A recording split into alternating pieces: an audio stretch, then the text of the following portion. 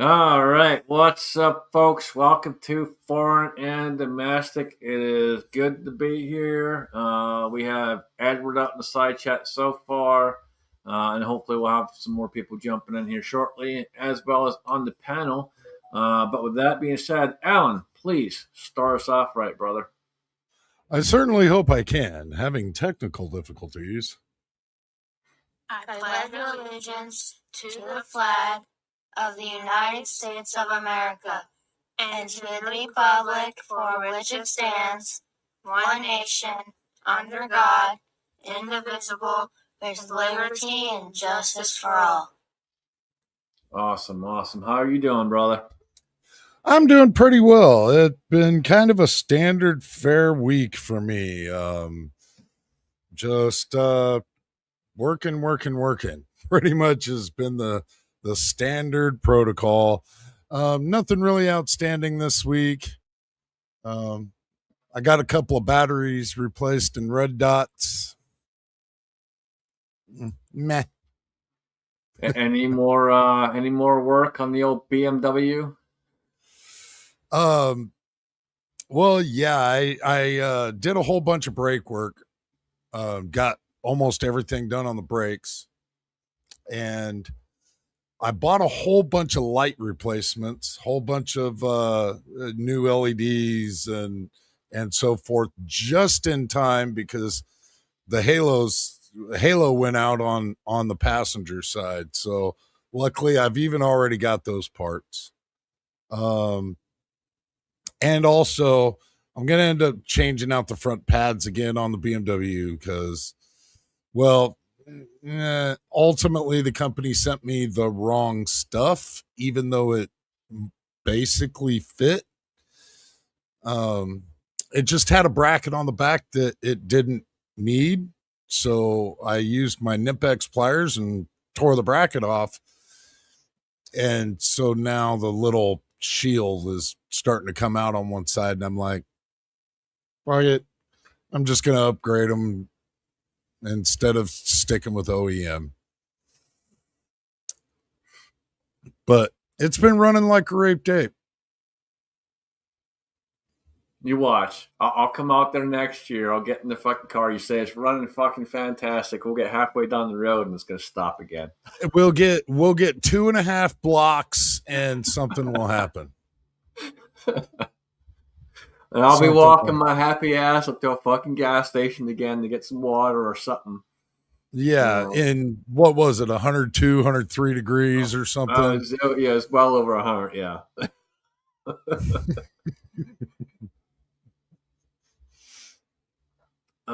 Rob, how you doing, man?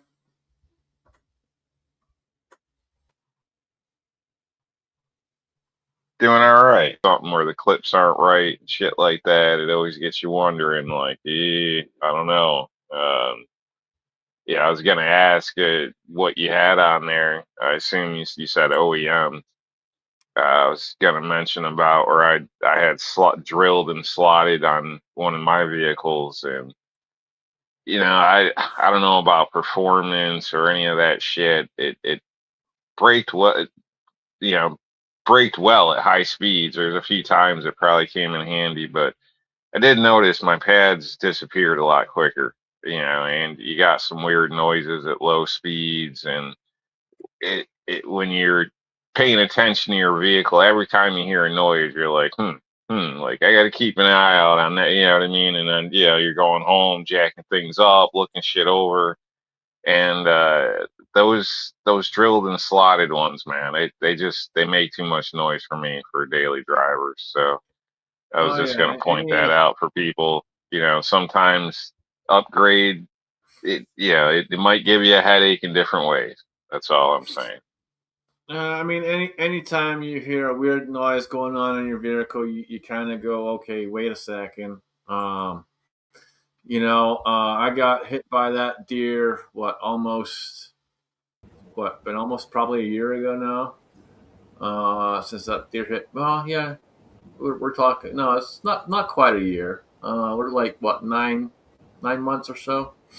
But I still have a noise in the truck.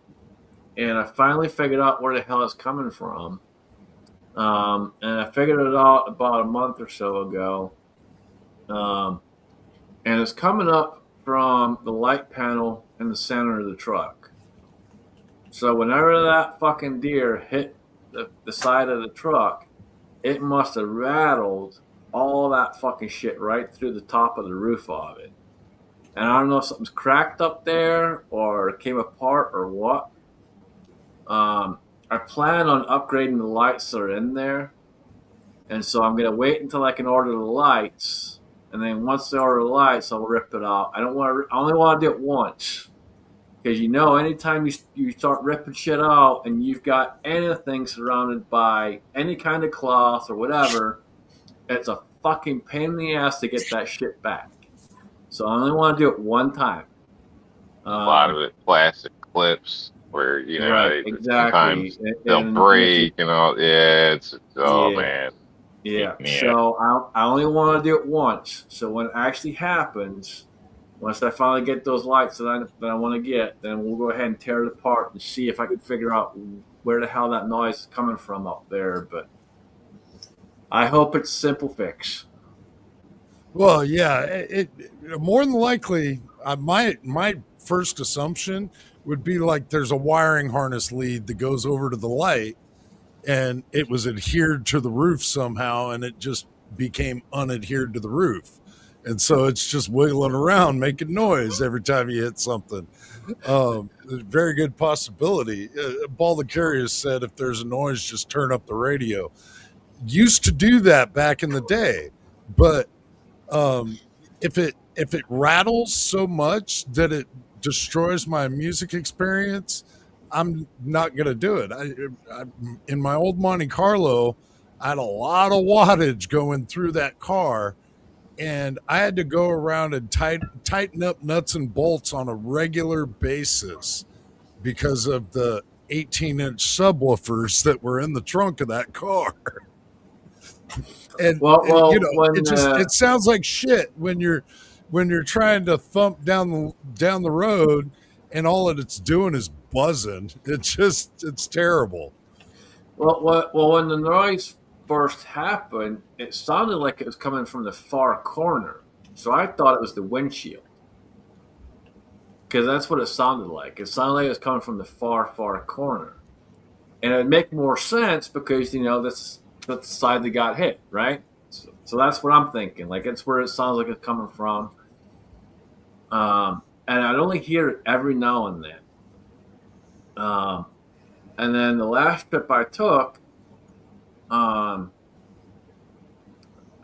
think, what trip was that? When I went to Missouri, the last trip when I went to Missouri, I had all kinds of fucking air coming through the windshield in multiple spots. And I mean, like, fucking blowing through.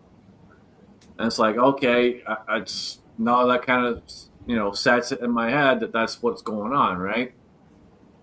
So when I get back, I replace the windshield. When you drive out with a vehicle or something, I mean, you got air coming through your windshield like that.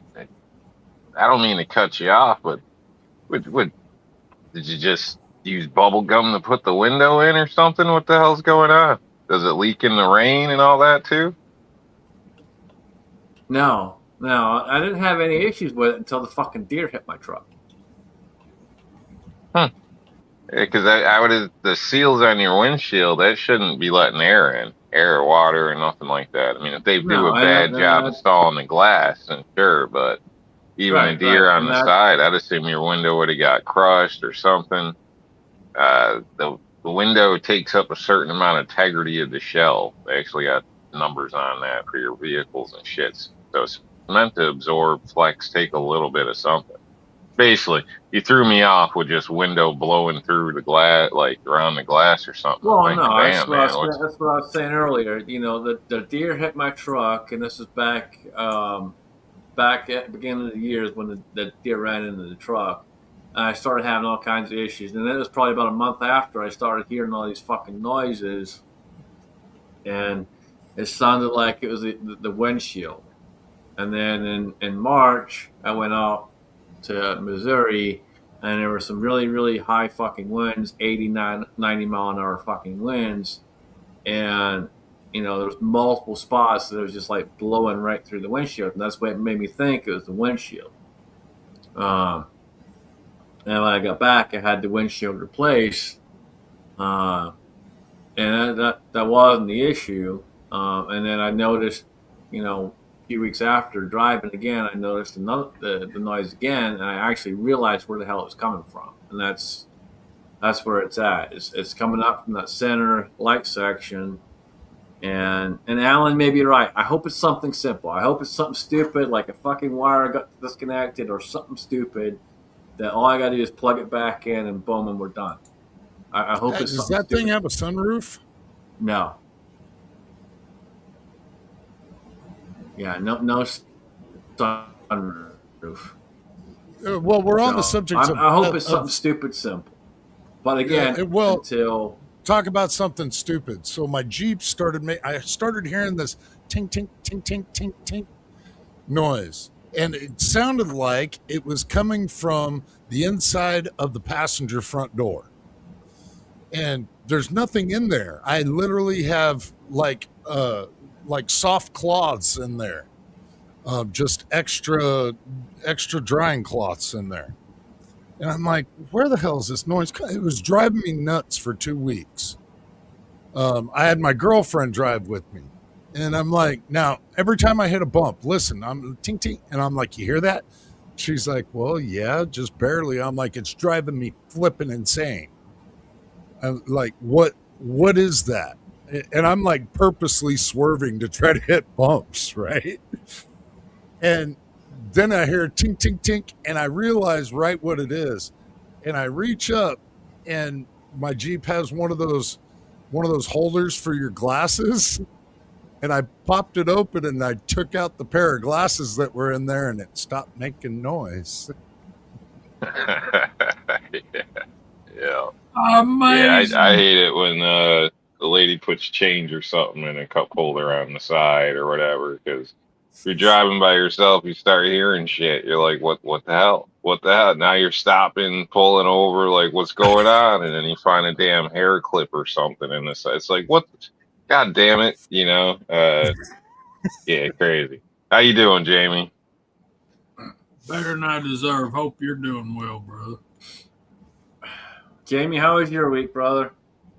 I was okay. Work sucks. Boy, I'm using a lot of 4-letter words this evening.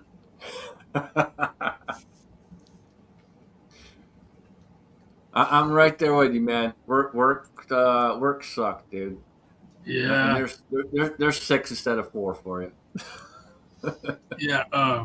Somebody told me once. You know why they call it golf? I said, no, why? They said all the other 4-letter words were already taken. Yep.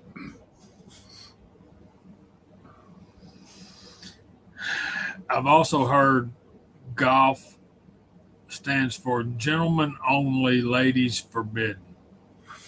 That is a very old school traditional way back home of what golf stands for, yes. Yeah, I've heard that one as well. I heard that one when I was a little kid, and absolutely took it as a consideration, because I don't know, that's only the fucking Scottish could come up with this shit. Take a little tiny ball. Who else would come up with find the tiniest fucking ball you can find, throw it, and see what we can do with it? Scottish people. Yeah, Robin Williams said it best, man. And how the fucking Scottish just fuck. We'll just put the gopher hole 400 yards away. Like, holy shit.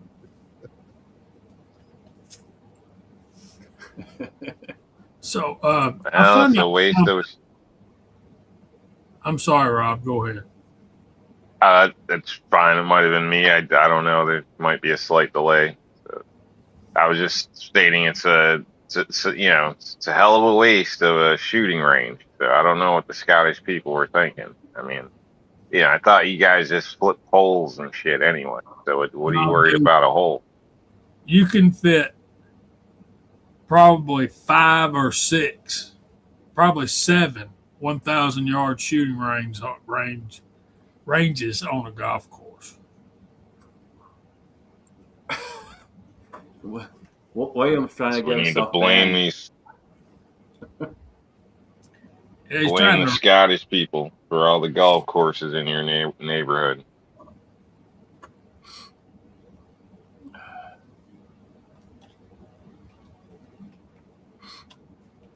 And why in the Sam's hell do men have to dress the way they dress on golf courses?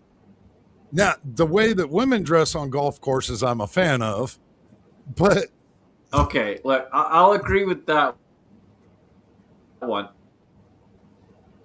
I don't get that. I think Payne Stewart was the best dresser on the PGA Tour before his accident.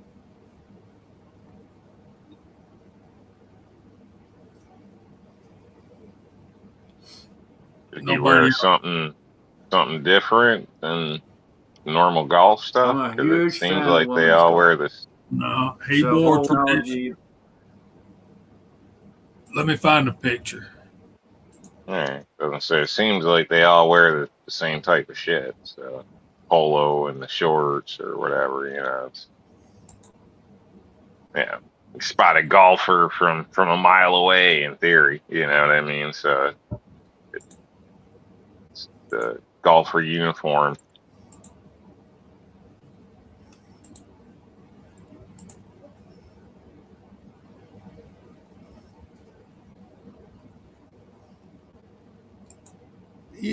yeah, seriously, what the hell is up with that? I don't understand, man. That's an old picture right there. Look at that wood. that's old school, old school.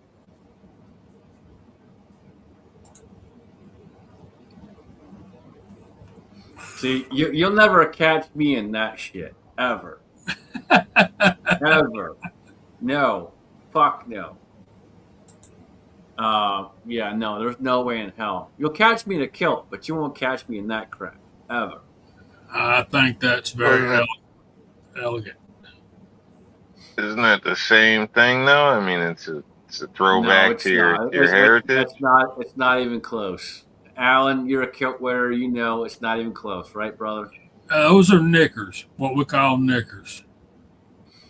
Well, that's not what I call knickers, but you and me have a different idea of what knickers are. Apparently, I learned something else this week. Um, the song that we sang at New Year's, "Old Lang Syne," was written, I think, in 1783 by the Scotch dude. So Old Lang Syne is an old Scottish tune. Bo says they're short pants. Well, yeah.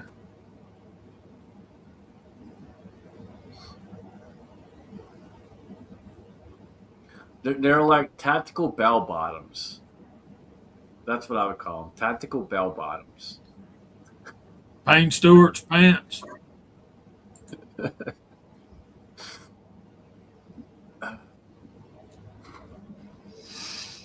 Dang. Well, the guy's got identity anyway. You know that's him on the course, so you can say Yeah, that. And stands out. nobody else dressed that sharp. No. Yeah, No, which honestly I can respect in a way. So a good pair of slacks, a nice shirt with a collar on. That's all you need. if You you don't need to go transfer that crazy. into transfer that over to like vehicles, every Chevy truck looks like every other Chevy truck now. You got a new truck, they all look the same, and they look similar to a Ford, or Dodge is different with the grill, but they're all everything's damn near the same. So anything that stands out like that, even in that aspect, like having an older car that you take care of as your project car and stuff. Like there's not as many of those around anymore. There's character to that. Dressed in the older style of golf, like stands out. There's not many people around like that. It's character. So it's kind of cool. I think it's cool. I mean, I'm not saying I'd wear a pair, but yeah, I think it's cool. I always thought he dressed nice. All right. Bamadad, Auld Lang Syne is a celebration, man. That's a celebration song. Yeah. That's why we sang it at New Year's. It's been sang at changes of government, a lot of stuff.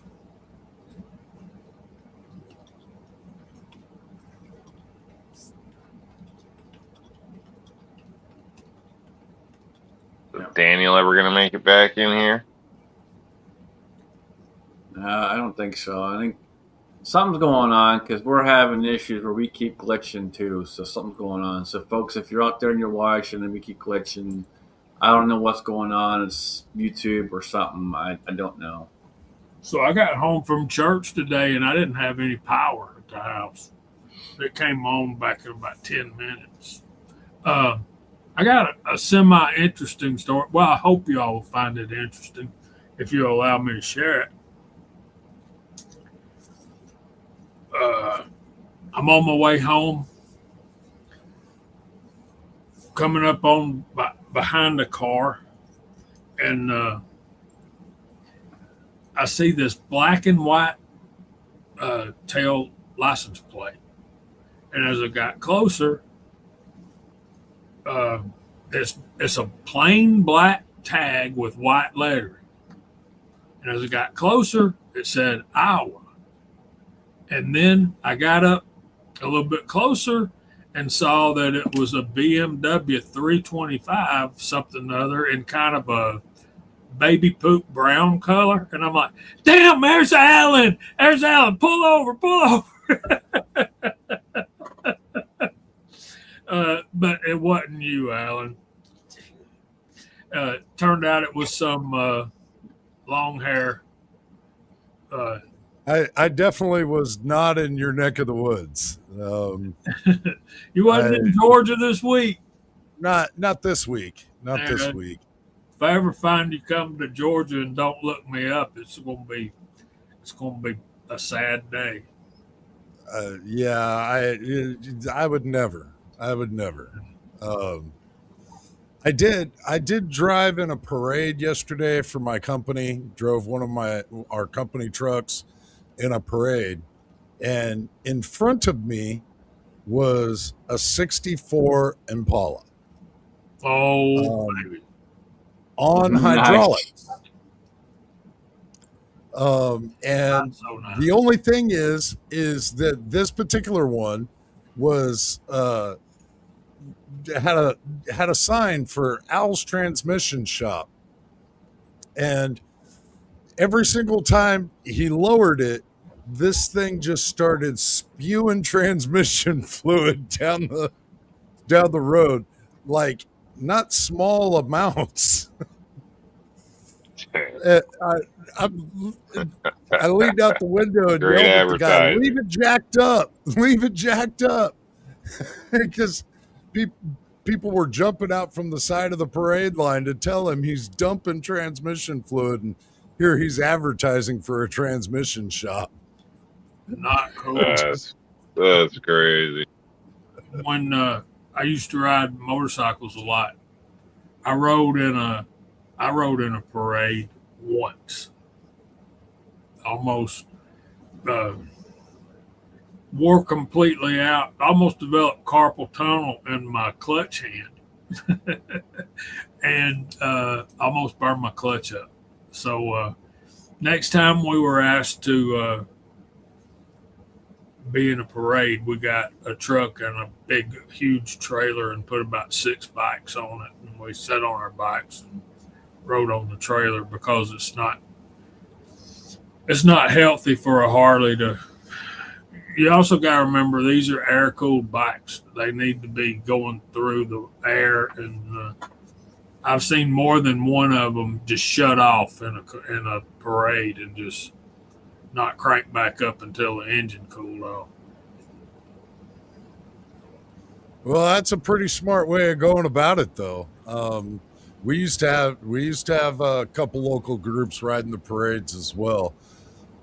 I'm typically the driver for my company in all the parades that we have around here. So yeah, we've had our fair share of guys on bikes cruising the parades.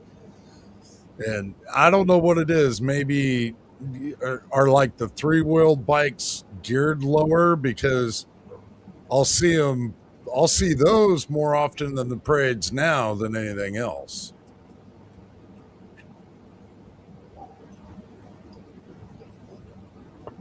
Yeah, the newer Jap bikes that have like radiators and water pumps, they're water cooled or liquid cooled. They do a lot better, but you still got a clutch problem. I had a good buddy that had a Triumph.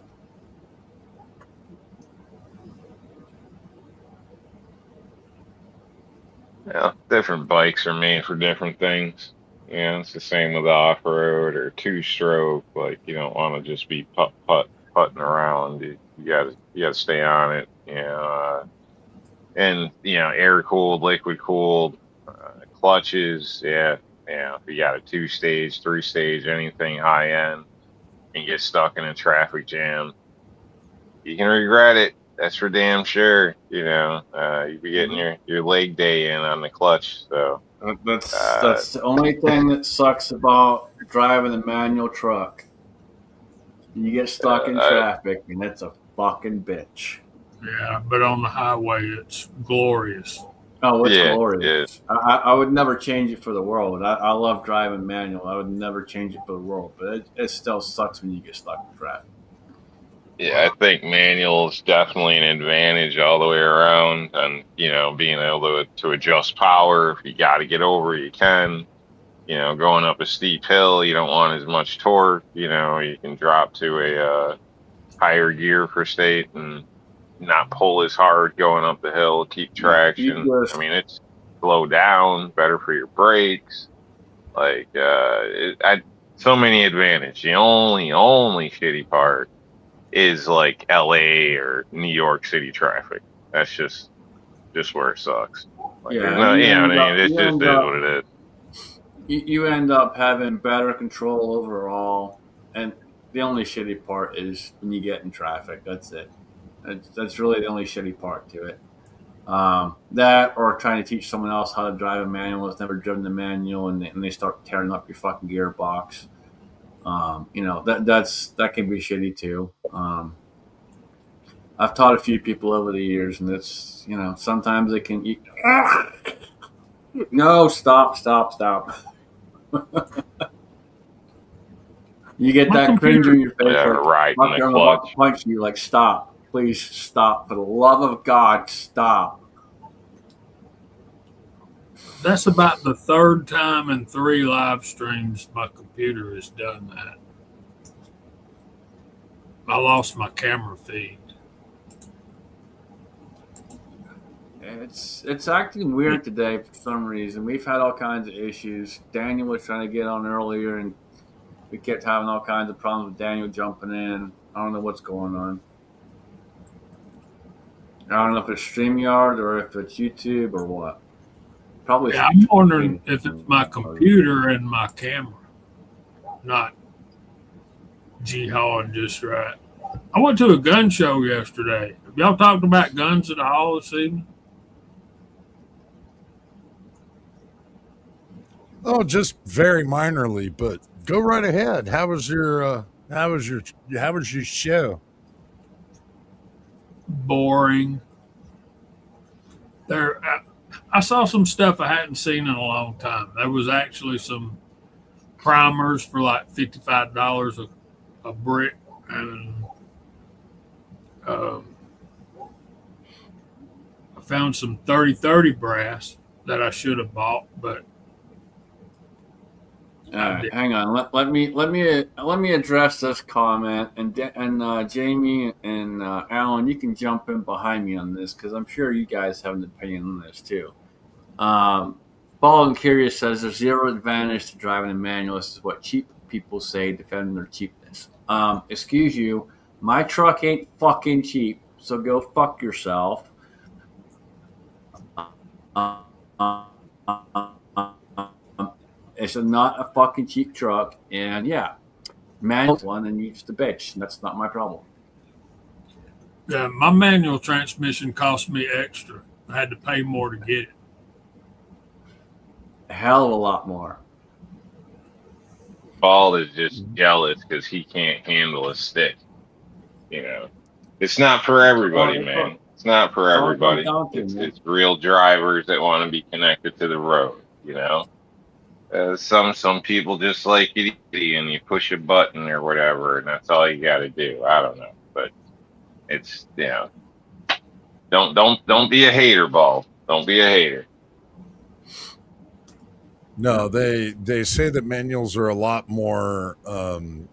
Well, in all actuality, it's scientifically been proven that it stimulates an area of your frontal lobe that does not get stimulated when you're driving an automatic. So you're actually using more of your brain driving a manual.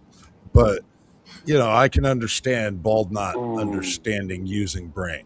So that's one thing. But in all actuality, it's like for us that have and still do drive a manual as an everyday vehicle, it's almost second nature. You don't even think about it. It's just part of what you're doing.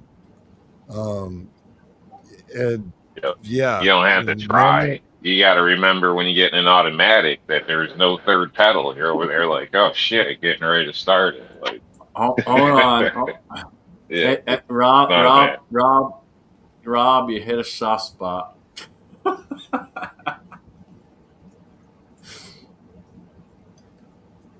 how's that? What do we got here?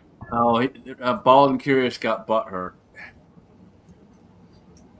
He's out there saying "fuck you." He was driving long before you were driving, and there was no automatic back then. No. Just because you had to whip the horses in front of the carriage doesn't mean that you were driving a manual transmission. Right. And comparing like a Lada or something to a modern car, I don't even know if that's in the same boat. I mean, that's like driving a tractor. Did they even have a clutch over there? Well, and see, here's my thing. He's really fighting and defending an automatic transmission really, really fucking hard. Why? If you grew up driving a fucking manual, why are you sitting here defending and fighting for an automatic? That's retarded. That's pure up. He's got to suck. He's got to suck it. Yeah, he's probably riding the clutch or doesn't know how to shift properly or some bullshit like that. Oh no, he probably knows how to shift up, just doesn't know how to downshift. Dang, Bo, you should have looked that up before you tried to type it. No, let him misspell stuff. It's okay. We can make fun of him. All right, I'm gonna back out and come back in, see if my camera will work. All right. Yeah, Bama Dad. Nowadays, automatics are faster, and that is absolute truth. There was a time where automatics weren't faster. That manual transmissions were still faster. And nowadays, no, with modern transmissions, they are faster. But in my looking at it and looking at the numbers, they fail a lot more often. Hold on. Hold on. I know the problem. Right here. Here's the problem. He doesn't know how to drive forward. He's done more miles in reverse. He doesn't know how to drive forward. He only knows one gear. It's because first was shot. He blew that years ago, so all he had left was reverse.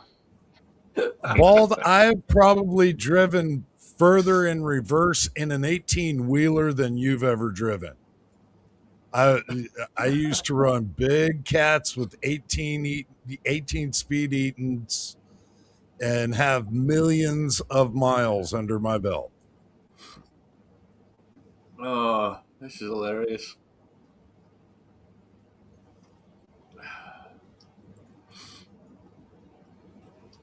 Speaking of ball, did any of you guys catch his video? I didn't get a notification.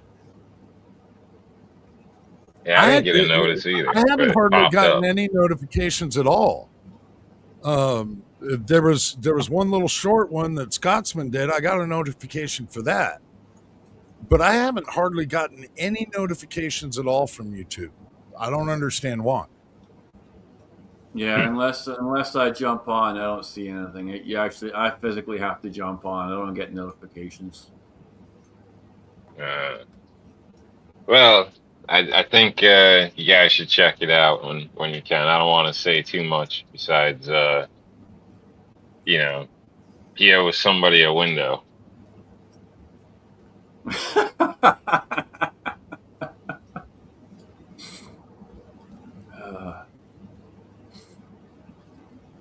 Yeah, Bama Dad, YouTube unsubscribes me from people left, right, and center, man. That is a constant fucking issue, and yeah. Maybe that's it, Bama Dad. Maybe YouTube has been unsubscribing me from a bunch of people. I'm gonna have to look into it because I haven't hardly gotten any notifications at all from YouTube. I get more crap from Facebook, and the only time I ever go on there is for Marketplace.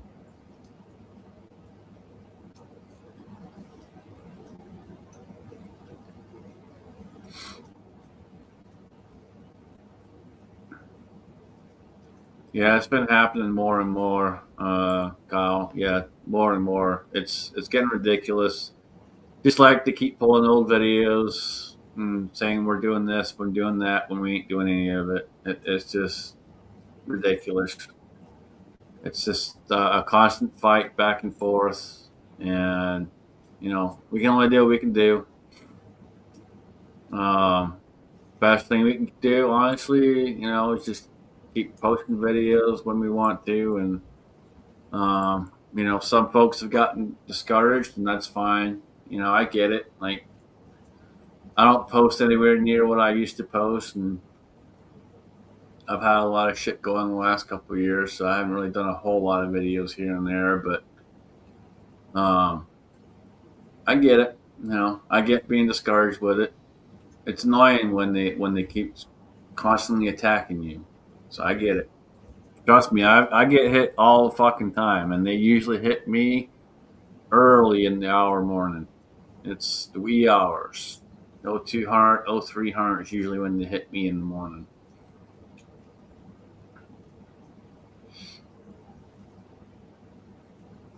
I don't know why, but that's a typical thing. Usually between 0200 and 0400.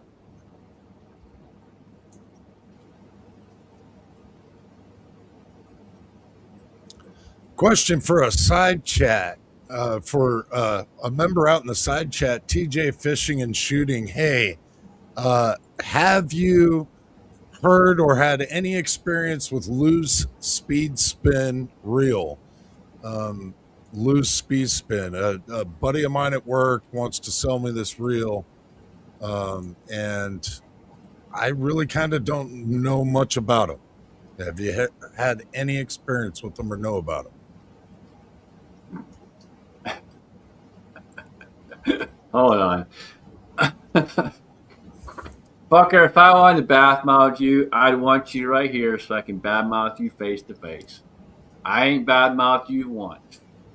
I've just told it how it is, and so does everyone else. Because you told everyone in the side chat yourself you only know how to drive in reverse. We just put it out there and explained it to people. That's all. That's okay. The car that he drives looks like it's going in reverse and forward at the same time. It's just not styled very well. Never heard of them. Okay, well, thank you.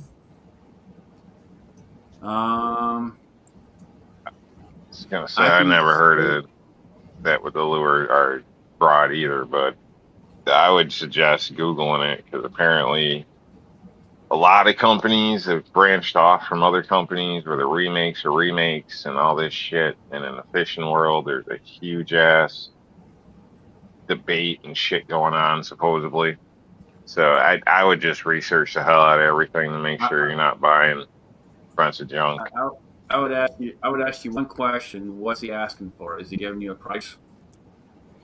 Well, and that's part of the thing is he said he bought it for $120 and he's willing to sell it to me for like $40. Simply because he ended up changing up to something else. He said he really liked the reel, but he just ended up changing to something else. And according to Google Foo, it is a really good rated reel. I haven't really done that much fishing for myself here in Iowa. So I would recommend two different things. Number one, I'd say reach out to Tack and Brenda. They're probably one of your best resources local to you. And then number two, I would say save your money because you can probably get you a better reel unless prices have changed dramatically.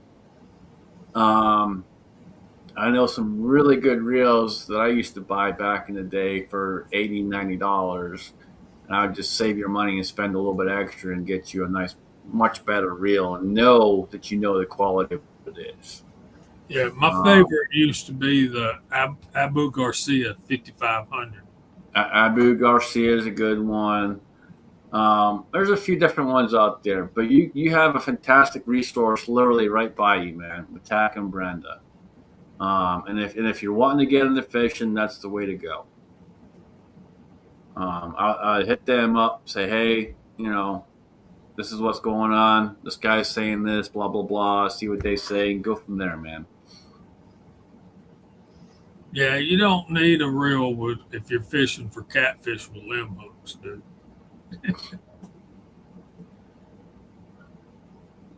I want to jump back for a second on Ball's defense of his Prius, okay? Now, yes, that car is ugly. No. That thing is ugly. No, you're not allowed to. You're done. Whenever you want to come back in, you can stop talking about the fucking Prius. Are you good? Or have you got that out your system? It's practical, man. It's practical.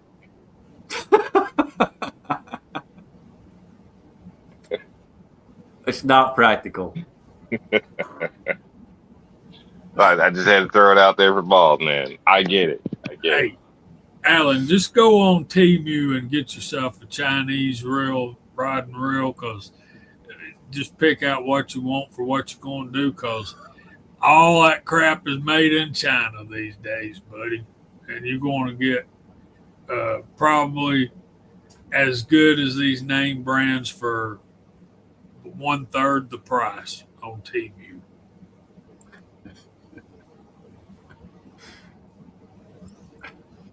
Not really. Don't do that.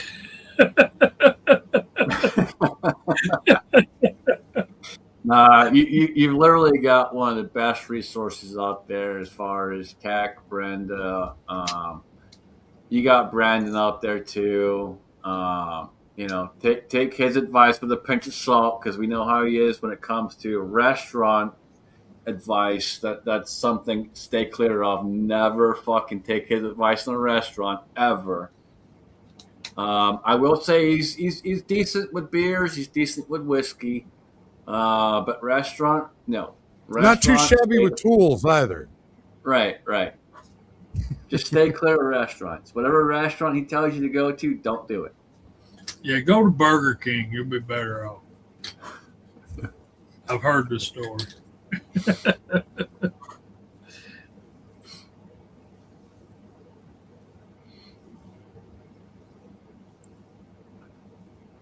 Unless you're in New York. If you're in New York, don't go to Burger King. Seems like most of them got roaches. I mean, the places are horrible. They never get an order right. I just go to the grocery store. All right, let's address this comment. Mr. 42 says, "Poor Rob, poor Rob, nothing. Rob brought it on himself. He knew what he was doing when he said he was going to defend the freaking thing. No, he brought it on himself. Hey, man, it's practical. That's all I'm saying. Hey, man, wife's new Camry is a hybrid. And I guess that's what a Prius is. But, dude, I'm telling you, that's a bad car, man. It's funny we're talking about fishing. One of my nephews just got into fishing. My brother was texting me Friday that he caught his first fish. It was pretty cool. And they went out fishing again today. I don't know if he caught anything today or not. I didn't get any messages, but that's pretty cool, man. He's out there catching fish, getting out there doing his first little thing. Do they fish in the ocean, salt water? Mostly lakes, fresh water. Yeah. Yeah, You can definitely do saltwater fishing, but where they are, they're closer to lakes than they are to the ocean. Okay. Yeah, it's we've got 3 rivers that run through this town, and between me and just on the other side of Kyle, from where I live, there's a big lake down there, Altoona. I kind of want to do some what most of y'all would probably refer to as catfish hunting. I want to go after some. You want to go noodling? No, I want to catch those 30, 40 pounders. Look, man, I've been in that. Hey, I can see your badass being in the water, fucking noodling with that big ass giant beard of yours, going, "Hey, I'm a badass motherfucker. Look at this." I've seen what's in that water, dude. No. And these little girls that get in there, these ladies that get in there, man. More power to these people, dude. I swear, more power to them. That's. Man, there's alligator gar in there that you're sticking your hand. You're sticking your hand in this fucking deep black fucking hole that you can't see, and you're hoping that you're coming out with a freaking catfish. Yeah, you grab you reach down in there and grab one of those alligator snapping turtles, but you've had a bad day. And the garfish they got teeth, bad teeth. Luckily, I'm so far north that we don't typically have alligators around here, but down South Georgia, Florida, Louisiana, probably parts of Mississippi and Texas, and probably lower Alabama, they got when you see a 50-pound catfish, Bo, you thinking immediately, I'm not getting in that water. And when you pull out a 6 foot alligator gar, you're thinking, I dang sure ain't getting in that water. They got a mouth big enough with teeth sharp enough to take your leg slap off. Look, here's the thing. Here's the thing. I grew up. We all saw Jaws. None of us were getting in the fucking water.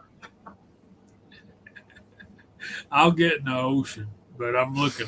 I'm constantly looking. Jaws was technically a bunch of bullshit. I don't know if you guys have seen like the documentary on it or whatever. Oh, But apparently, it was I know all the shit about it. yeah, it was like an inlet thing, It and it completely killed tourism, and the psyche kind of screwed with everybody. So you might have been worried about Jaws, but statistically, the story was kind of bullshit. But that's the way things go. I mean, to a certain degree, yeah. I mean, but you also gotta look at how many states right now have great whites right up at the shores, including Ohio. Yeah, there's some great whites. Yeah, Right. yeah. I'm not saying shark attacks aren't a thing, but that when Jaws came out, it was actually like an inland area where the shark actually attacked the kid, where there used to be piers. They show you the old piers. There's nothing of them left really, but everybody on the beach, it totally killed tourism. Like beach communities were kind of doing real shitty after Jaws came out. It was a movie that at the time everybody basically seen, went to see, and so it kind of was a good example of, the psyche screwing with people. Well, let me address this comment. TJ says he used to spearfish until he had a face to face with a great white. It was only a baby, 6 foot. Yeah, no, that's not a baby. Yeah, kinda. That's a 6 foot fucker that will eat you alive. Well, take your leg off up to your knee without a problem. Males typically reach 11 to 13 feet. Females generally measure between 15 to 16 feet. Some individuals can exceed 20 feet. So a 20-foot great white, as we saw in Jaws, is definitely possible, according to Bing, I guess it is, and Wikipedia. Males weigh between, listen to this, 1,151 to 1,700 pounds. That's 522 to 771 kilograms. Females can weigh from 1,500 to 2,450 pounds, or up to 1,110 kilograms. So y'all didn't know you were going to get a lesson today, did you? Overall, great white sharks are among the largest shark species in the world. Well, and there's a lot of talk, and take it for what it's worth. There's a lot of talk that the mag still exists, and to be honest with you, you really don't know, because you got to think about it. The oceans are so deep, and the oceans are one of the biggest things that still to this day only like 5% has been explored.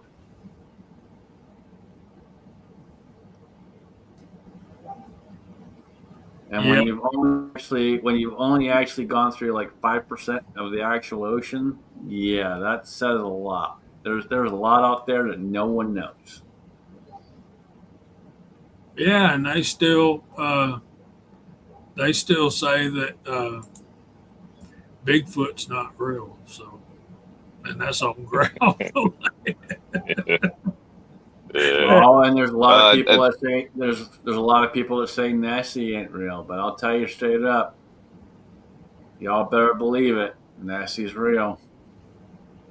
Well, this is where I like to call bullshit on some of this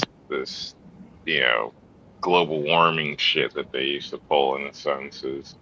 as you said, what, like 5% or less has been explored or whatnot. How many underwater volcanoes is there that we Yep. don't even know about spitting shit out? They're just areas with gas coming out of the ground and stuff. So it's like, they claim they take measurements on what the planet does. There's no way they know that shit when 90+% of the ocean hasn't even been mapped or seen like that. Like, I don't know. It's crazy. The oceans are huge. And you know, who's to say? Who's to say? Yeah, Yeah. right, Mountain Dad. Earth is flat, and we didn't really land on the moon. Yeah. No, Bo, I have not dropped in on John Lovell yet. Somebody told me he was pastoring a church close by me. Yeah, he's somewhere near you.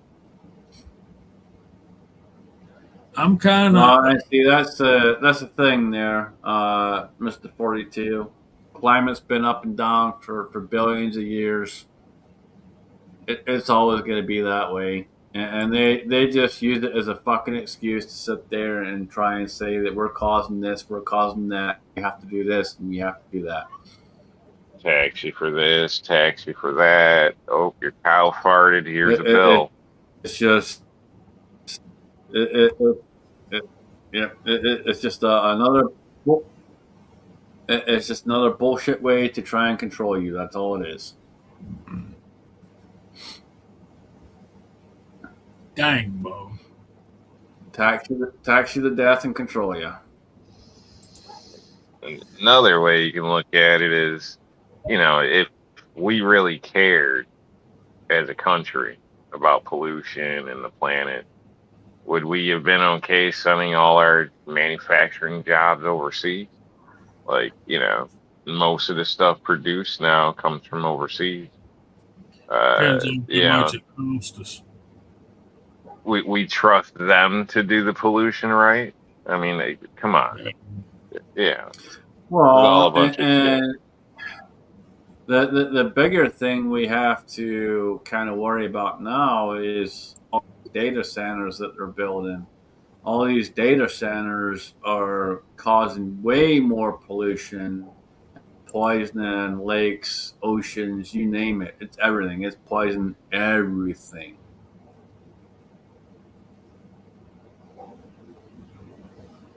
Yeah, it shocks Yeah, me with the data so centers. the data centers are not being held accountable anything like the rest of industry is held accountable, and I lack the understanding as to why. They're getting a lot of subsidiaries by the government as well, and again, why? Um, I've said it many, many times before. Y'all need to wake up and realize and see what we're living in. And it's been told to you throughout the years. One of the first ones was Terminator. We've had The Matrix, Terminator, and many others. All of this shit is coming to fruition. It was put forward to you in a movie, entertainment, and you thought it was nothing but entertainment, but it's actually a documentary telling you, hey, this is the shit that's coming, and this is where we're at. And if you can't understand that and actually fathom the shit that we're dealing with right now and make sense of that and wake up and realize that this is a real thing and you need to be prepared, I don't know what to tell you. Because that's where we're at right now. You need to be prepared and you need to have a good understanding. You damn well better be fucking armed and armed to the fucking teeth. So it shocks me with the data centers, which anybody can check out, like opengridworks.com, free site. Go check out, and it shows basically everything down to car chargers, power station, all type of stuff. But anyway, there's a shitload of data centers. Like, you would think it's something that's new. Like, we've had data centers like since basically the internet started. The difference now is they're a lot bigger and whatnot. I can understand the government. I know we're building something crazy militarily or whatnot, data center for the government, which, in that aspect, when they talk about competing, staying competitive with other countries, I mean, that kind of makes sense. But other than that, I mean, it seems like there's thousands and thousands that are popping up every, like, how many do we really need? I mean, what are they really Well, doing with all and these damn that's places? What I'm that. wondering, like, 'cause there's literally thousands. Like, Well, and that's one of the biggest things that people need to question because they keep saying there's a need for these, but no one's explaining the need.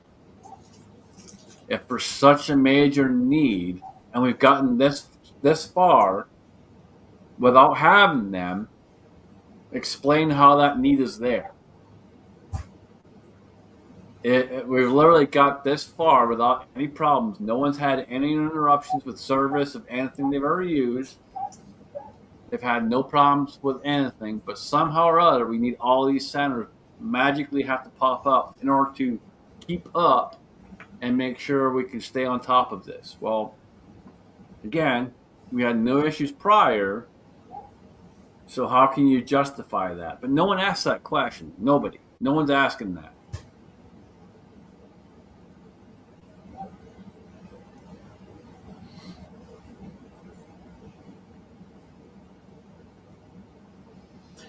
Anyway, back to the fishing thing and the shark thing. If you can go surf fishing, which I'm sure TJ does a pretty good bit, and catch a shark that's not too big that you're afraid to grab hold of it if you're able to land it. They make really good. They make really good steaks on the grill. Just And kebabs. Oh man, a good shark kebab is yeah, with just pineapple, oh onions, bell pepper, shark, pineapple, onion, bell pepper, shark. You know, I've eaten once or twice shark steaks, and I thought it wasn't bad. I didn't, I'm not gonna pay extra for it, but I'd eat them, or if I caught it, I'd eat it for sure. But Uh, it didn't jump out to me as anything special in a sense. no, I've had uh, shark fin. I've had shark fin a couple times. It's good. It's good. I mean, it's not like you said, it's not like jumping out is this magical thing. Like, but it's good. no. I've had a number of different kinds of shark, and like a lot of things, you have to cook it right. Um, a deep fried fillets is phenomenal. But I've had some awesome um, like thrasher shark kebabs. The thrasher works really well in kebabs. Um, yeah, Um, I've I need enjoyed myself some shark over the years. Bama Dad, if you've ever gone out to eat anywhere, there's a good possibility, a good chance, my friend, that you probably had some human meat somewhere, anywhere you've eaten, because it's in a lot of food. You may not want to hear that, but it's true. uh, Boiling green, boiling green. Here comes the scoops. It's a cookbook. uh, damn. TJ, have you ever caught and ate cobia? I got some cobia pictures. I have once. That's undoubtedly the best fish I've ever eaten is cobia, and I grilled it. Uh, cobia is really good. Uh, Kyle, it's even better than crappie, man. Cobia is better than crappie. I don't understand that one. It goes back to the movie. You didn't see that movie, Jamie? Come on now. You had to What? see that movie. Jaws? It's, no, not Jaws. The Soylent Green with the scoops and whatnot. What's shit? I'm drawing a blank here. I know scenes of it, and I can't even remember the name. Oh, it's called Scotsman, Soylent Green. Soylent Green. Yeah, Yeah, you had to the see that. movie's called That's Soylent Green. what I assume Scotsman was referencing to that, and what is it, 1984 or whatnot, or Yeah, the one with the wrestler, They 1994. Live. Yeah, Yeah, I Yeah. mean, I'm not saying. there's a I'm whole not. But genre or bunch of movies that kind of kick back to this type of stuff. I got even the newer ones. original, What the Pre-Crime, I think it original was. Soylent Green movie is now 52 years old. That came out in 1973. The original Soylent Green, um, and yeah, Well, it shows its age and stuff. I was yes. actually quoting Twilight Zone myself, but yeah, the Yeah. original Soylent Green. Um, Spell it. but was where that original quote came from, where when they finally found out what they were feeding everybody was people remains. They were using people as food.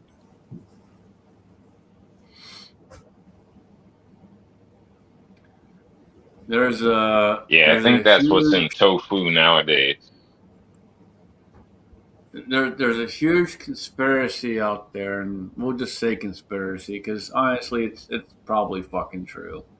Um, that a lot of these famous people, politicians, and so on and so forth, are either eating or consuming human blood or human organs and so on and so forth in order to look younger.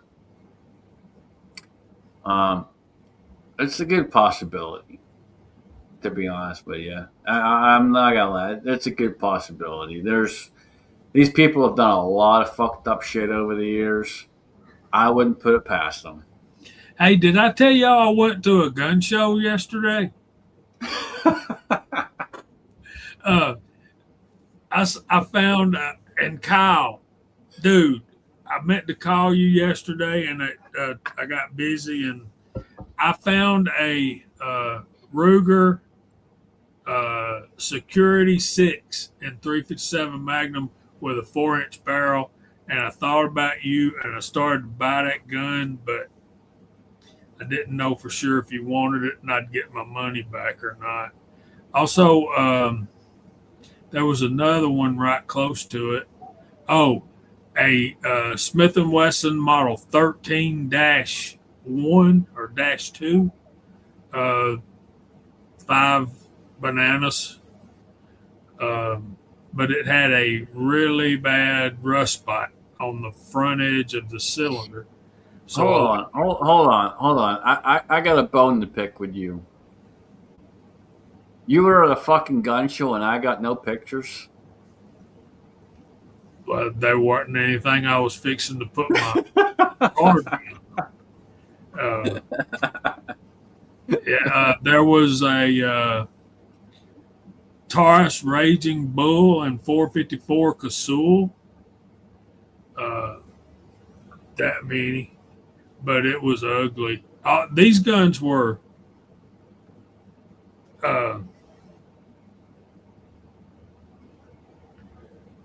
dang, man, that's brutal, William. Anyway,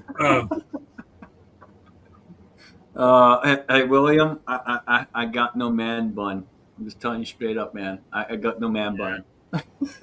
so yeah, I think we need to talk more about the gun show than the previous subject matter. But these guns were in fairly rough shape, and they were priced um, what I would call uh, I think it's like 60 to 90% of a brand new gun price. But I also got to understand too that prices have gone up on. But yeah, I was amazed at the price of not in great shape revolvers, and it was rather shocking to me. And we've talked about this before, and I've said it many times in other chats too. If you guys are out at a show or a local whatever, and you have questions, y'all can reach out, ask. I love doing this stuff. If I have no clue as to what you're looking at, I'll go ahead and I'll research it. Trust me, I love doing that shit.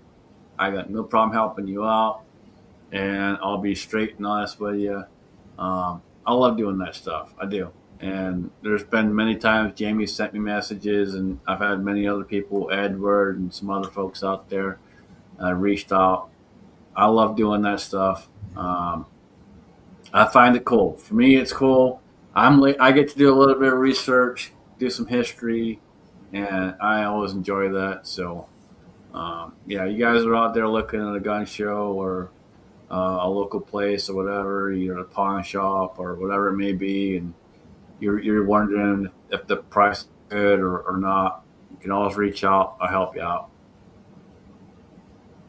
Here's another one. 1978 Marlin 336 chambered in 30-30 Winchester had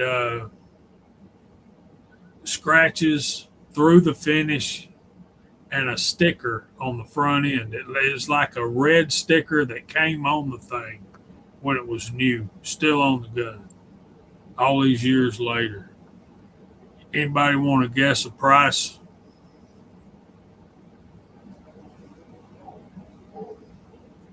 $1K.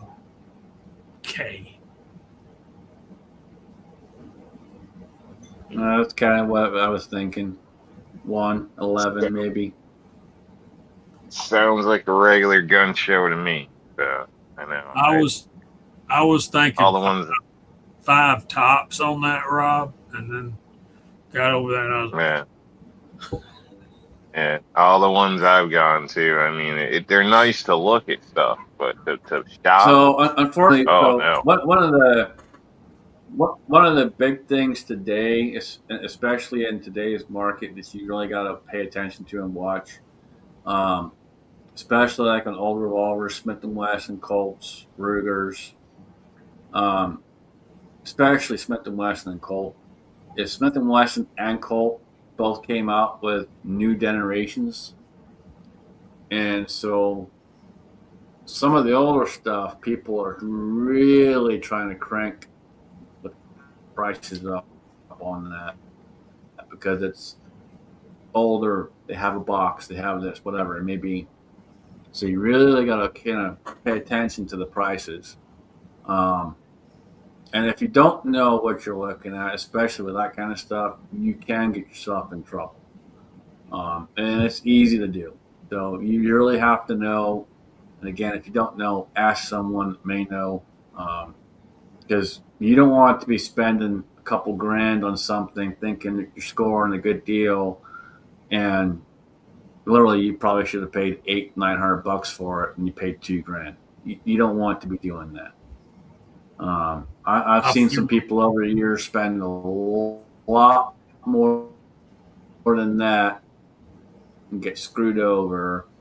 And I hate seeing people getting screwed over. So funny you should bring that up because if you're looking at some of that, you're talking about new production runs of classic old stuff. I saw a Colt new production Walker. The real thing, Colt. It wasn't an old one. It was a new production. You're talking about beautiful. That was a nice looking gun. Octagon barrel.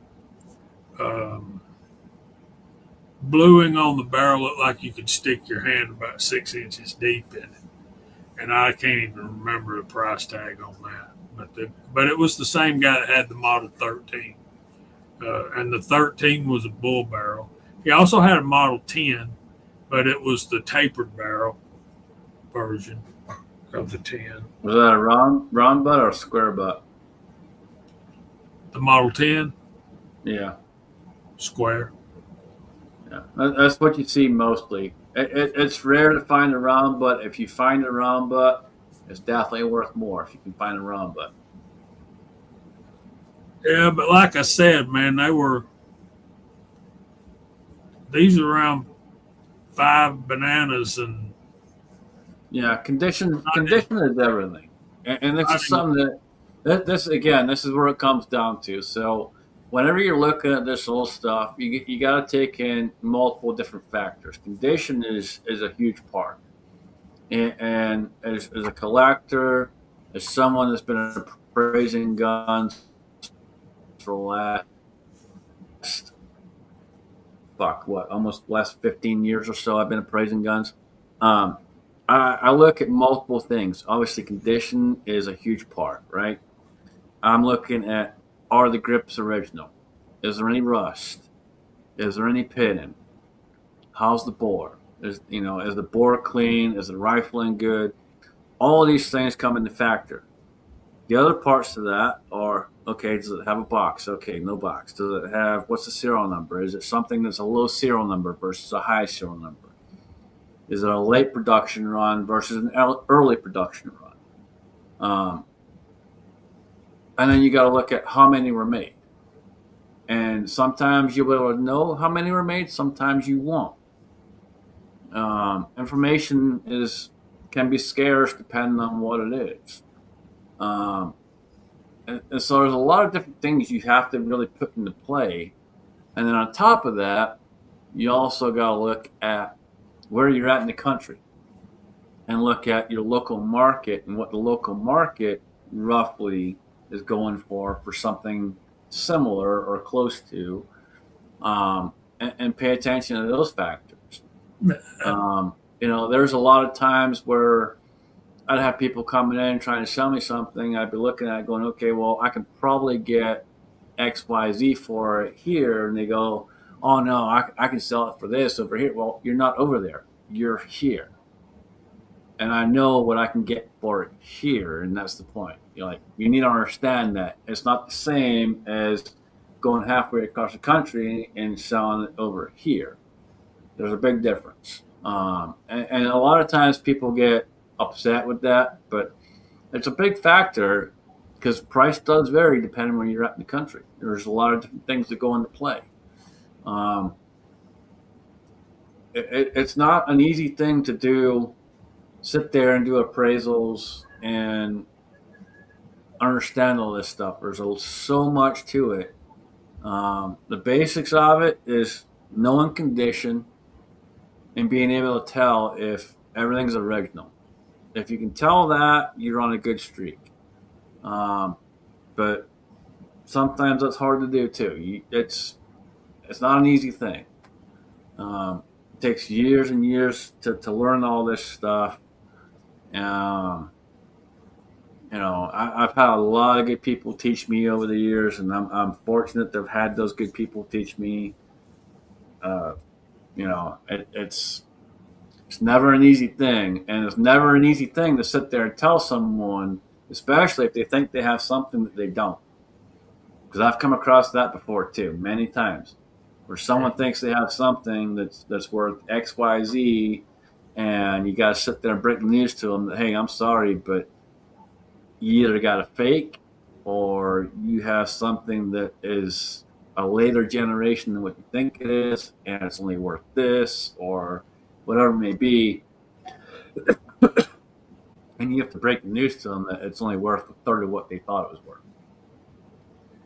That one. I call bullshit.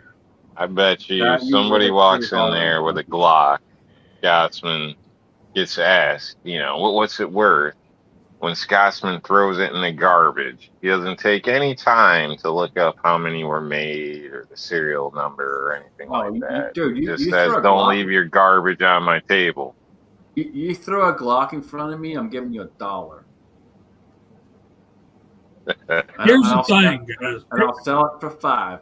So this 13 I was looking at, uh, pinky nail, it had a spot of rust on the front edge of the cylinder as big as your pinky nail, right there.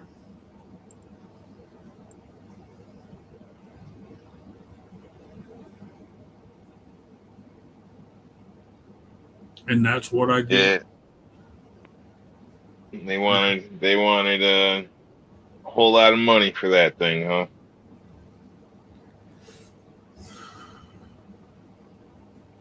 Mm.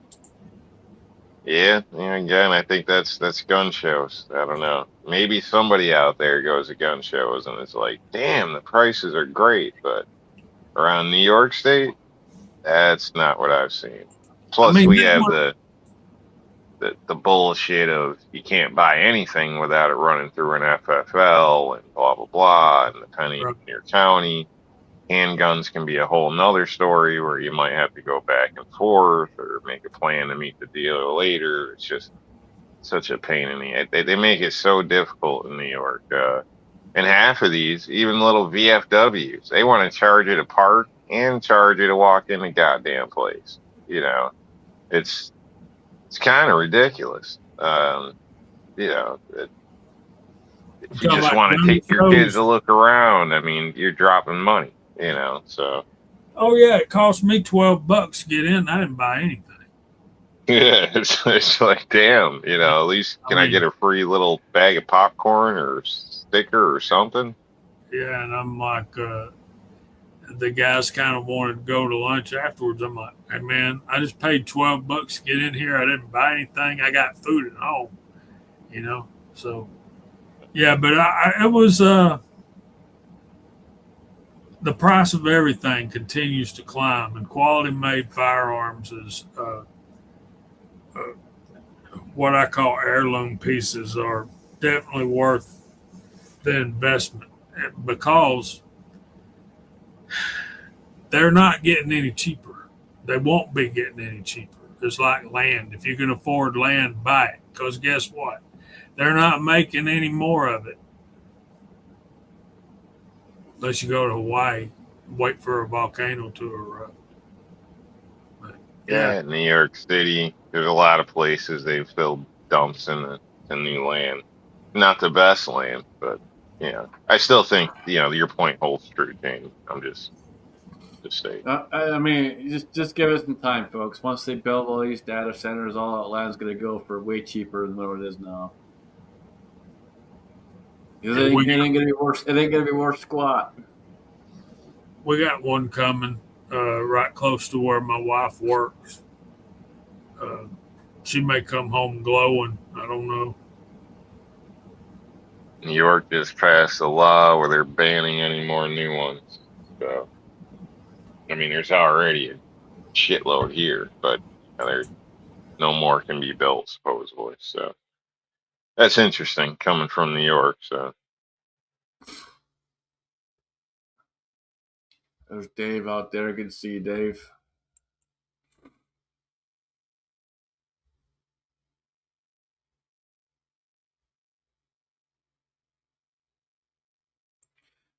Yeah, that's a good topic right there too, TJ. Back in the day, hunting was you simply went out with a rifle and some bullets, and nowadays they expect you to buy all this other shit. Uh, rangefinders, camo gear, backpacks, tree stands, shelters, all this other that's marketing. bullshit. You It's know, marketing like anything else. If you want to be the cool hunter, the guy with the newest gear and all this shit and da da da da da. Then Dude, sure. I will tell you, I will tell you one of the coolest hunters I ever met was back when I first kind of got in the industry. And this is probably, yeah, it's probably about a year or two or so, I would say. And I met this guy, bow hunter, old school hunter, and he's late 70s. Badass motherfucker. And he taught me a bunch of shit over the years. And I had the pleasure of working with him for about 2 years, and he taught me all kinds of stuff. And I'll tell you, man, you want to talk about old school, walk out in the woods with nothing? That dude was the guy, like straight up. All he needed was a bow and arrow, dude, and he's gone. Man. Well, it's just it's funny when our ancestors, you know, great grandfathers, whatever, put food on the table regularly with nothing close to the shit we have today in some cases. Like, but we evolved, we made it to here. So obviously, shit got the job done. So it just, Well, marketing where if it's you don't have the funny. newest, best whiz bang, you must not be serious. It's that's a bunch of shit. So it's like a Uh, drug problem, when you got to keep up with all right. all the newest shit. Let me address Bald and Curious out here because he's seemingly wanting to try and be a prick for whatever reason. Um, Saying that, yeah, I say it takes years and years to be this, that, the other, and then he says, well, I claim to be an expert. Let me address one thing. I've never ever claimed to be an expert once. Never. I will tell you, yes, I have a lot of expertise and I know a lot of different things in this industry, but I will never ever tell you that I'm an expert. And all the things that I've learned blessed by other people that have taught me all the stuff I know.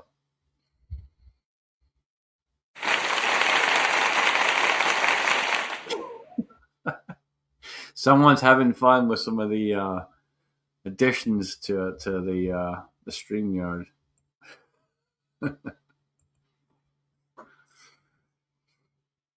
Yeah, I will never bullshit anybody. I don't. I'll tell you if I know something. If I don't, I'll tell you I don't know. I'm not gonna sit here and bullshit you. Can't bullshit a bullshitter anyway.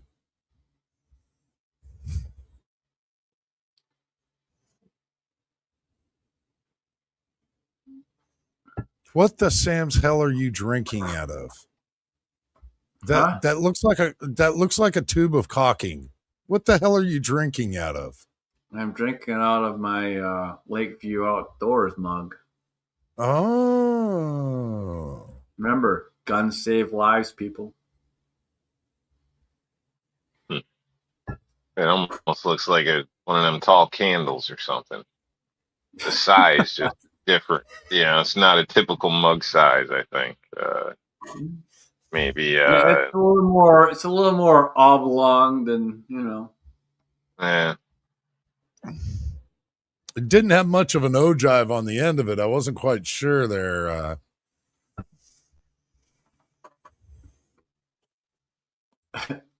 Hair gel expert. And what? I don't use hair gel for anything. I got no hair, and there ain't no hair gel going in my fucking beard. Yeah, that don't get styled. It gets Hell, washed lucky and it if it gets gets brushed. balm.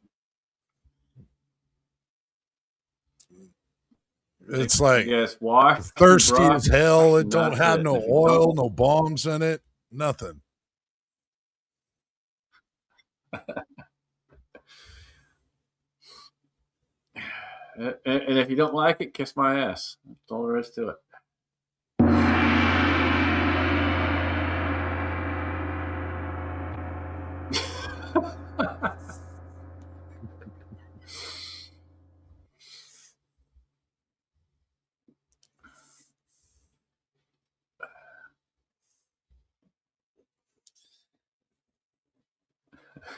So you got one of them soundboards or something? No, Soundboards. StreamYard added a whole bunch of different things on here, and apparently someone found them. Yeah. You can do all kinds of different stuff on here now. It's cool. And that's what happens when you pass around the keys to the kingdom.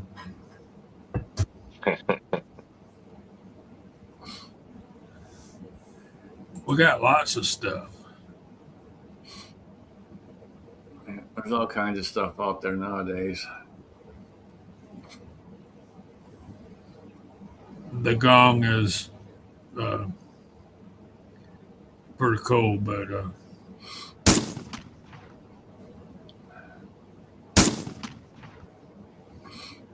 that's supposed to be a gunshot. It's pretty pathetic. Yeah, it's pathetic. I heard that one before. I laughed at it.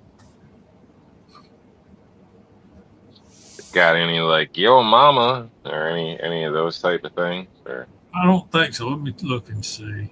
It doesn't have any of that stuff built in, but you can actually add in whatever you want to add in, as long as it's not copyrighted. It's fine. I want Aunt Esther saying, "You better watch it, sucker."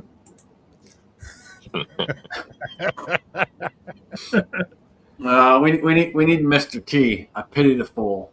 I pity the fool. Better not mess with my wheels. you got to get something set up so whenever somebody says like Glock or apparently Prius, you push a button and make the fire or something. I pity the fool. That's right. I pity the fool. There's Mock. What's up, brother? He had himself a good trip here not too long ago. Went out and did some hog hunting.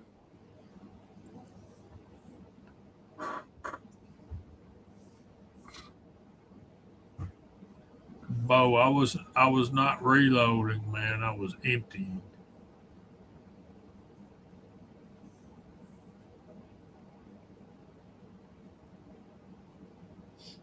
Yeah, Dave, I'm feeling a little better, man. I'm still weak, dude.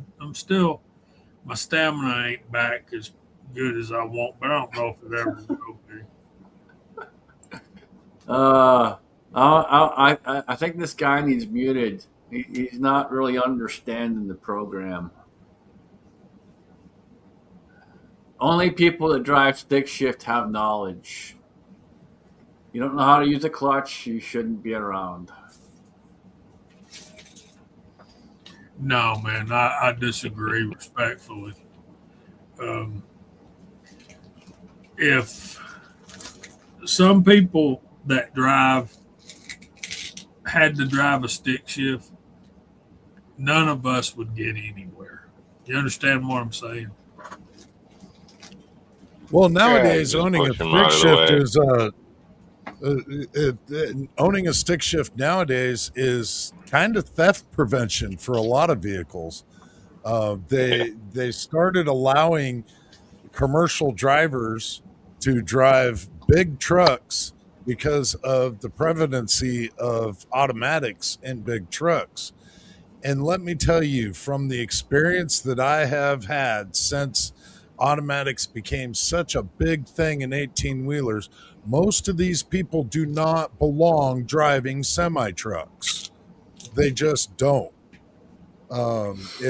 You have to get a special endorsement in order to drive a manual truck because you have to have skill to be able to do it.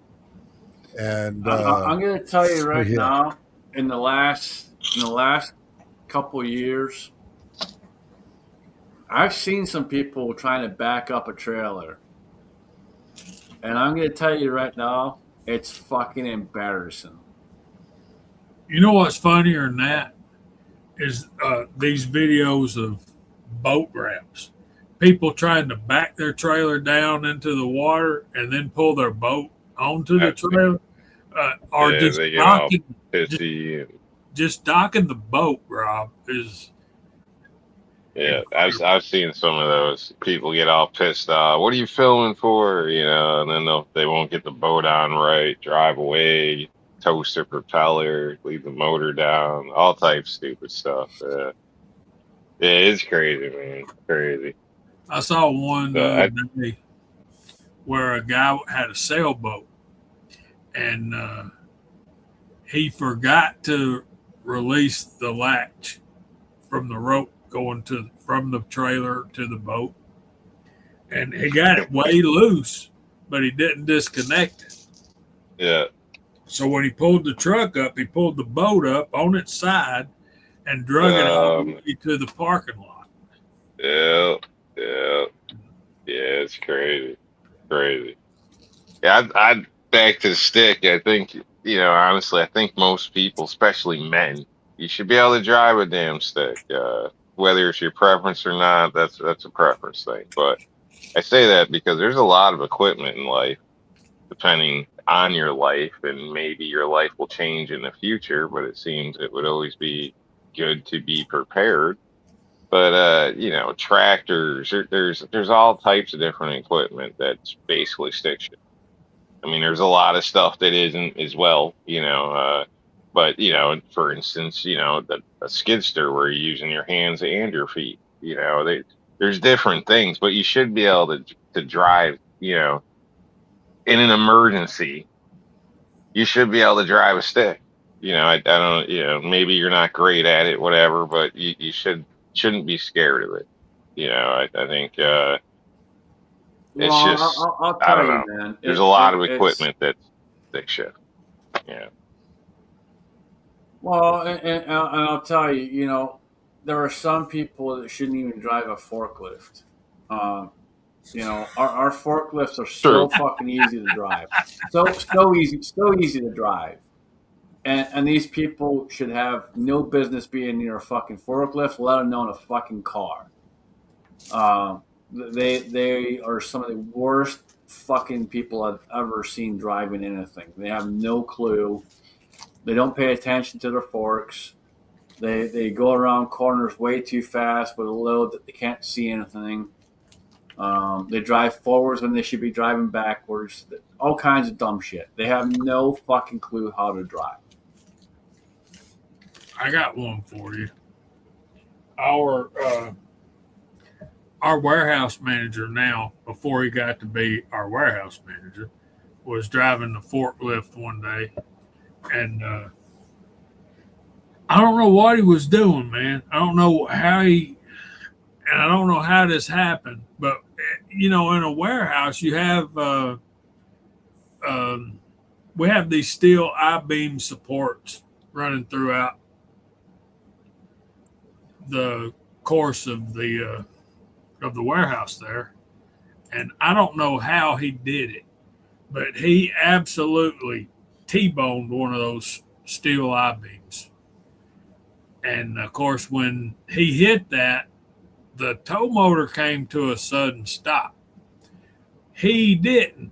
And he went flying through the air and hit his head on that steel I beam and cut his head wide open. So we had to haul him back to his office, lay him in the floor. He was bleeding all over everything, and call ambulance to come get him and take him and sew his head up. How you do that, man? How lucky are you really, if you think about it, to perfectly T-bone that thing like that, rather than hit the edge of it and spin the thing or turn it over and it land on top of you? Man, that could have been catastrophic and fatal. You know what I mean? I've seen some really bad ones over the years, and all typically from the same guy. Uh, and you know what? The sad part is, he's been there over 20 years, and somehow he still has a license. Wow. And since I've been there, he's had at least probably 6 to 8 incidents a year and somehow he still gets away with it.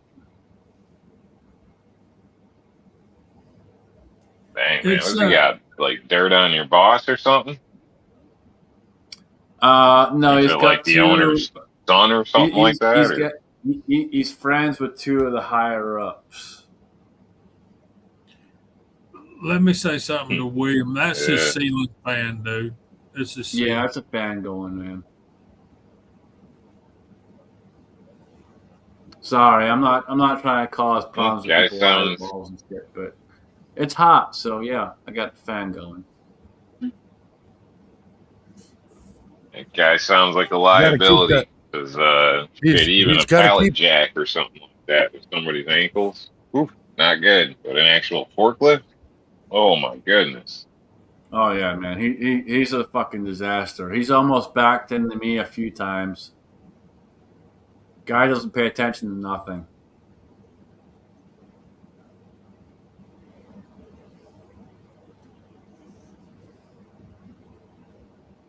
And the sad part is he literally got caught leaving the parking lot by the operations manager, popping open a fucking can of beer, and somehow still didn't get fired. I don't know how the fuck this guy still works here. I don't. Like, literally, he's popping a fucking can of beer in the parking lot, leaving, and passes by the fucking operations manager, and she still didn't fire him. Well, one of my friends from high school worked down at the steel wire factory down here. I'm not going to call the name of it. Some of y'all might know it. But he had a cooler full of beer on the end of his job. And he was sitting there running his machines, carrying a can of beer. And they fired him. And the union got his job back.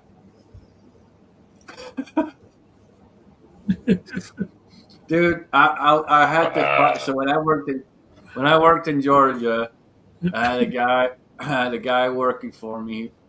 Good dude. I forget his name off the top of my head, but he was a good dude. Um, good on the sales floor. Good talking with people. You name it. You know, guy was all around decent guy. But I kept getting complaints that he was smelling of alcohol.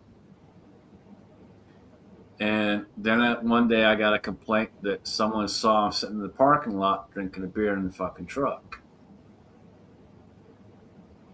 And so obviously, I had to go and talk to him. So I go and talk to him, and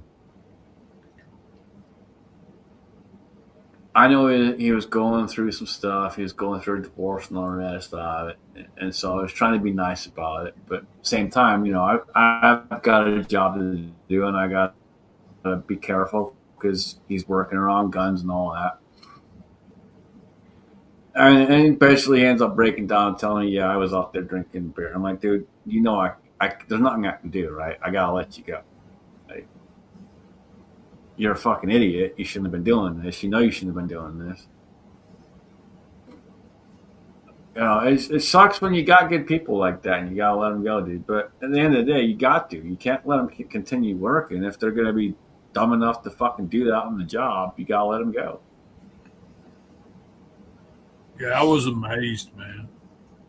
I mean, this guy where I'm at, he's fucking driving for a living, and somehow or other, he's still got a fucking job when he's literally fucking leaving work, cracking a fucking beer. Leaving work, that's your time, your business, man. He's still on the parking lot, dude. Well, you can wait long enough to get home at least. I mean, I'm not condoning drinking and Oh driving. no, dude. Literally, I couldn't tell you. So he's on third shift, and when I worked third shift, I'd get off at work and I'd go down to the local store, miles down the road. I'd go down to there. He'd be in there. First thing he's doing, he's buying beer. I'm buying my food, my groceries, whatever, and I leave. I'm getting in my truck, and I see him pulling by, and the first thing I see is him going. I just pull him by, one hand on the steering wheel, one hand with a beer. Oh my goodness. It's what he does, man. What he does. years ago, you know, years ago, I was confused, we'll say, and I was Oh, you're in still management. confused. And basically I was at management of a gas station, so um came in on a I don't know if I was supposed to be in that day or whatever, but I came in kind of out of surprise because the store was in my neighborhood, so throughout my day I'd check in the place, and there was a new girl working at the register, and yeah, I didn't think much of it. She was doing her job. I came in and went around kind of like the back, I guess you can say, and we have the whole everything's on camera. But we'll kind of get to my point here. But there's a kid that should have been working, so I'm looking for him, and he kind of came with the store to me. Uh, but yeah, apparently, which I'll get to that in a second. But anyway, I go in the back, which is technically my office, right? And this kid's back there watching the monitor with the new girl on it, beating off in my freaking chair, dude. Like, I freaked the fuck out, I freaked the fuck. Like, I wanted to beat his ass, like, honest, because it's messed up, and it's you're disrespecting my area, and this chick's like right there, like she could have out here for help or something, and she, like, what the hell are you doing? You know what I mean? So I literally threw his ass out of the store. Like, I didn't say nothing to the girl, was freaking the hell out, and like I wasn't even sure how I was gonna deal with this because my district manager, blah blah blah. Well, come to find out, that was my district manager's like nephew or some shit, and he bring his ass right back to the store. Believe that shit? Like, man, like that's some crazy shit there. So I never bring it up to the girl. Um, I probably should have. I mean, the whole situation was just weird. I didn't stay too long. District was skimming cigarettes. It was basically why I replaced the last guy because they had a big loss at this store. And, you know, pretty much when I caught on to it because he always showed up to do counts when he wasn't required to. And then we always ended up missing the same cartons of cigarettes that he was putting in his car. It turned out to be one of them things, and I ended up getting out of it basically. So he pretty much tried to blame me or whatnot. So, which didn't stick, but I still was done with the place. So those jobs suck, man. It's like the most cutthroat bullshit that you got to deal with in some of these places. So, and that's kind of why I got the opinion. Anytime you do any work with the public, you should get a premium because, people are decent, but the public as a whole are fucking idiots. It truly is like the dumbest shit. And I'm so glad if I was working in a store nowadays, I'd have so many assault charges. Like the people that Oh, the way they dude, talk to people are, there ain't no freaking way, bro. Like, like no way. the general public, the general public i- is beyond fucking retarded. And I say that with all respect that is due, and there is no respect due because the general public's just fucking retarded. To all you Let's retarded just face people, it. due respect to all you retarded people. All due respect, it doesn't do because you're fucking retarded. you know, That's you know, that exactly is why I say that I don't mind persons.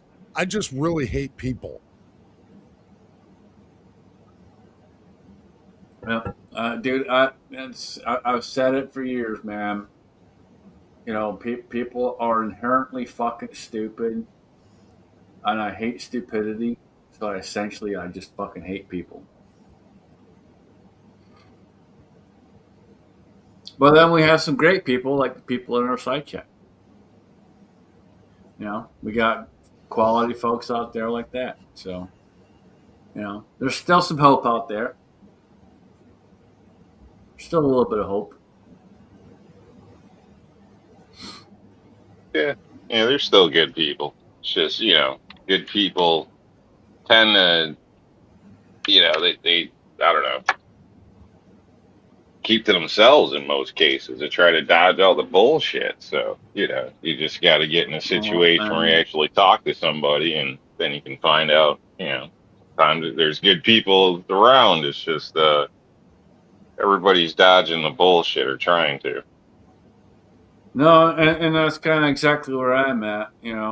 Um, I'm on a different area of the line now, and so I work with 4 other people. 2 of them are perfectly okay, and the other 2 are complete lazy, fucking useless cunts.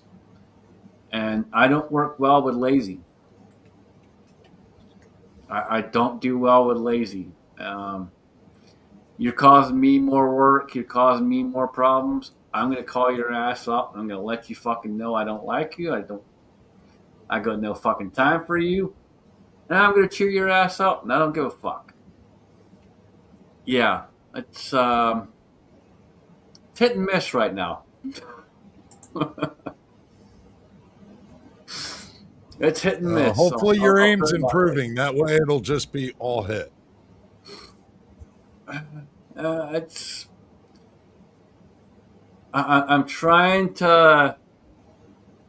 to bite my tongue when I need to bite my tongue, but at this point, it's getting tougher and tougher. And then, like this past week was, I almost lost my shit this past week. And when if I lose it, it's done. These people will have no idea what the fuck hit them when I chew them a new asshole. I don't do well with lazy fucking people, man. I don't. I fucking hate laziness.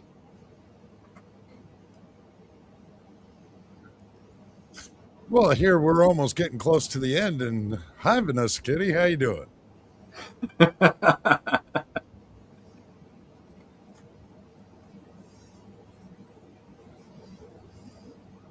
Yep, we're getting close to the end. That is true. So we'll start going through the room. I know we were just kind of getting off on a good topic there, and me being all pissed off with lazy ass fucks and all that. But we'll go through the room. We can continue this next week if I still have a job.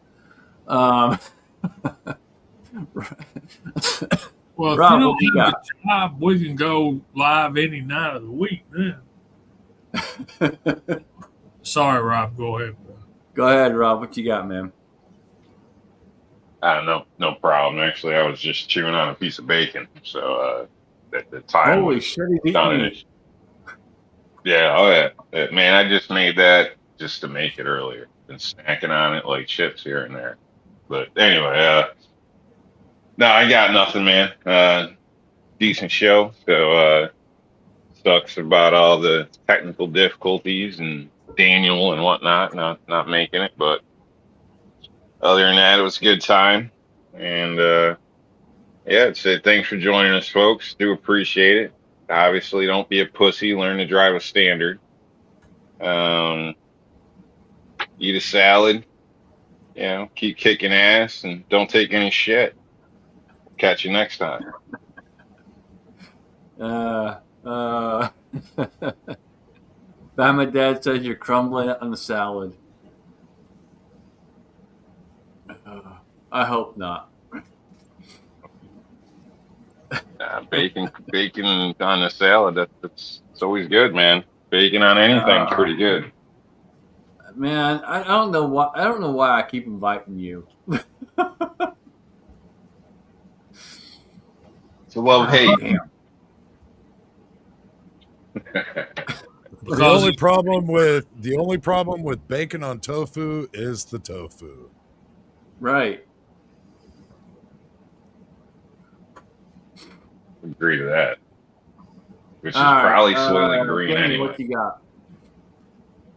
man, Kenny, what you got going on, man? I gotta edit some videos, man. I have still not made the videos from our shooting trip to North Carolina, and there's a really neat rifle that I gotta do a review of.